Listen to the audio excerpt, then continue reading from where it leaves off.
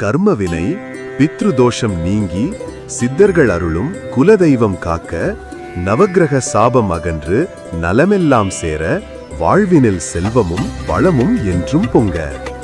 ஓம் மாதா பிதா குருப்யோ நமஹா. வணக்கம் மக்களே, உங்க சிவஸ்ரீ சங்கமேஸ்வரன் பேசுறேன். எல்லாரும் நல்லா இருக்கீங்களா?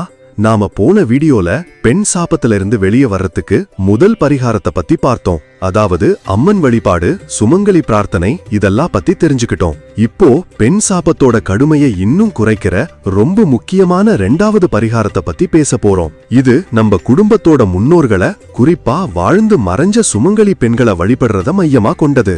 பித்ரு வழிபாடு, சென்று போன சுமங்கலிகளின் ஆசி. ஏன் இந்த பரிகாரம் முக்கியம்னா, சில சமயம் இந்த பெண் சாப்பம்ங்கிறது நாம இந்த ஜென்மத்துல செஞ்ச தப்பால மட்டும் வர்றது இல்லைங்க. நம்ம அப்பா, தாத்தா, இல்லனா அதுக்கு முந்தின தலைமுறைன்னு நம்ம முன்னோர்கள் யாராவது ஒரு பொண்ணுக்கு பெரிய கஷ்டத்தை கொடுத்திருந்தா அதோட விளைவா அது ஒரு குல சாபமா நம்ம தலைமுறைக்கு தொடர்ந்து வந்திருக்கலாம். இந்த கர்மவினை நம்மள பாதிக்கும். இத சரி செய்யணும்னா நம்ம குலத்துல வாழ்ந்து கல்யாணமாகி புண்ணியவதியா சுமங்கலியா இறைவனடி சேர்ந்த பொண்ணுங்களோட ஆத்மாக்களை வழிபடுறதுதான் ரொம்ப நல்ல வழி. அந்த சுமங்கலி ஆத்மாக்கள் நம்ம குலதெய்வத்துக்கு சமமான சக்தி உள்ளவங்க. நம்ம குலத்தை காக்கிற சக்தி அவங்களுக்கு இருக்கு. நாம அவங்கள மனசார வேண்டிக்கும் போது அவங்க நம்ம குடும்பத்துக்காக சாபம் கொடுத்த பொண்ணோட ஆத்மா கிட்டையும் பராசக்தி அம்மாட்டையும் நம்மளுக்காக பேசி சாபத்தோட தாக்கத்தை குறைப்பாங்க. எப்படி செய்யணும்? முதல்ல சுமங்கலி பிரார்த்தனைன்னு ஒண்ணு இருக்குங்க.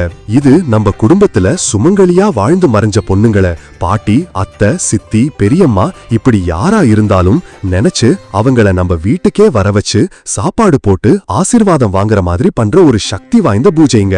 இத வருஷத்துக்கு ஒரு தடவை ஒரு நல்ல நாள் பார்த்து உங்க குடும்ப வழக்கப்படி செய்யணும். உங்க குடும்பத்தை சேராத ஆனா நல்லா தெரிஞ்ச ஒரு சுமங்கலி பொண்ண, இல்லன்னா 3, 5, 7ன்னு ஒற்றைப்படையில உங்க வீட்டுக்கு கூப்பிடுங்க.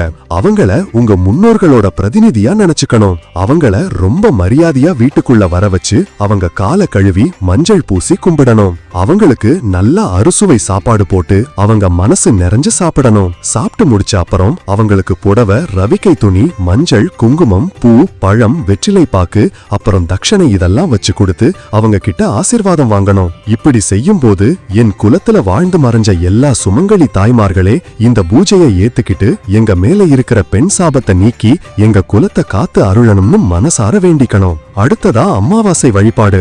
ஒவ்வொரு அமாவாசை அன்னைக்கும் முன்னோர்களுக்கு தர்ப்பணம் கொடுக்கும் போது உங்க கோத்திரத்தை சொல்லி என் குலத்துல வாழ்ந்து மறைஞ்ச எல்லா சுமங்கலி ஆத்மாக்களும் சாந்தி அடையட்டும், அவங்க என் குடும்பத்தை காக்க வேண்டும்னு முக்கியமா பிரார்த்தனை செய்யணும். மூணாவதா அம்மனுக்கு புடவை சாத்துறது.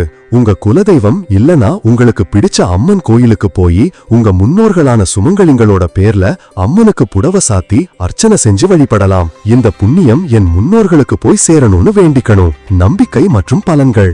இந்த பரிகாரங்களோட பலன்கள் என்னன்னா, உங்க முன்னோர்களான சுமங்கலி பொண்ணுங்க உங்களுக்கும் சாபம் கொடுத்த ஆத்மாவுக்கும் நடுவுல ஒரு சமாதானத்தை உண்டு பண்ணி தோஷத்தோட வீரியத்தை குறைப்பாங்க. திருப்தி அடைஞ்ச முன்னோர்களோட ஆசி உங்க குலத்தையே ஒரு கவசம் மாதிரி இருந்து காப்பாத்தும். இதனால சாபத்தோட பாதிப்புகள் அடுத்த தலைமுறைக்கு போகாம தடுக்கப்படும். பெண் சாபத்தால வர்ற முக்கியமான பாதிப்புகளான கல்யாண தடை, குழந்தை பாக்கியத்துல இருக்கிற பிரச்சனைகள் இந்த வழிபாட்டு மூலமா நீங்க வழிபெறக்கும். குடும்பத்துல சும்மா சும்மா வர சண்டைகள், நிம்மதி இல்லாம இருக்கிறது, உடம்பு சரியில்லாம போறது இதெல்லாம் விலகி மனசுக்கு நிம்மதி கிடைக்கும். முதல் பரிகாரத்துல உயிரோட வாழ்ற பொண்ணுங்களோட ஆசைய வாங்கணும். இப்போ வாழ்ந்து மறைஞ்ச நம்ம குடும்பத்து பொண்ணுங்களோட ஆசையையும் வாங்கறது தான் இந்த பரிகாரத்தோட நோக்கம். நம்ம வேர்களான முன்னோர்களை வலுப்படுத்தினா எந்த சாப காற்றும் நம்மள அசைக்க முடியாதுங்க. இந்த வீடியோ உங்களுக்கு பிடிச்சிருந்தா கமெண்ட் பண்ணுங்க, ஷேர் பண்ணுங்க, லைக் பண்ணுங்க. மறக்காம நம்ம அஸ்ட்ரோ தமிழ் AI சேனலுக்கு சப்ஸ்கிரைப் பண்ணிடுங்க.